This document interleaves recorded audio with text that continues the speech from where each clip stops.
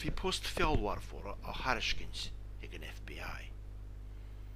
Agus an teicáil cúra na haglah na tástálacha díontacha.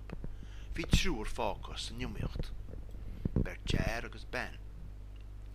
Chun scrúdú dearnach thug gníomhre gagaid duine gine fér chuig doras mór mital agus chuir siad gona le láimh ar áilis camuid divan na dhéanagá go níanatú mar a déire leat is cuma faoi hoscar be.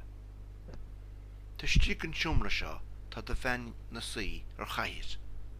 Marigi.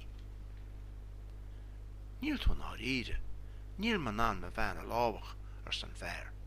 Dúirt sin gníomhre leis, mas mar sin atá ní tus an fearr ceart chun obair seo.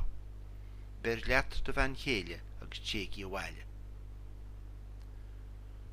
Tugan na teoracha céanna gon dar a fearr, róg sin an gona agus isteach leis sa siomra.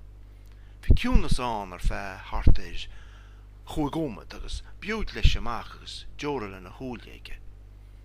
Ringi me gachíireacht ach níar man an me bhein chéile a bharú. Siar a dúirt sin gníomhre leis ná níl an tábhar an ceart ina tain. Ber leat de bhein chéile agus a bhhaile líomh beirt. Dearú tháinig boutan am rá. Tugadh teoracha dhí a fearr chéile a bharú. Róg sin an gona agus isteach sa siomra le. Bhí ruchar gona le clistal, ceann a ní a chéile.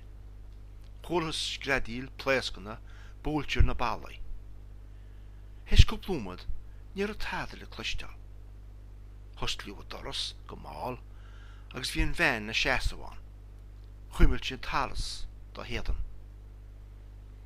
Héistí teachta amach chuir na gníomhairí ceistethe céir de hála. Well, tá duine cinnt hééis sin gona ládal le lón láhaí bailmh. Ach ná bhí búrtha. Tá ma tréis úsáid a bhaint is an gaiithir chun é bhlach an báis.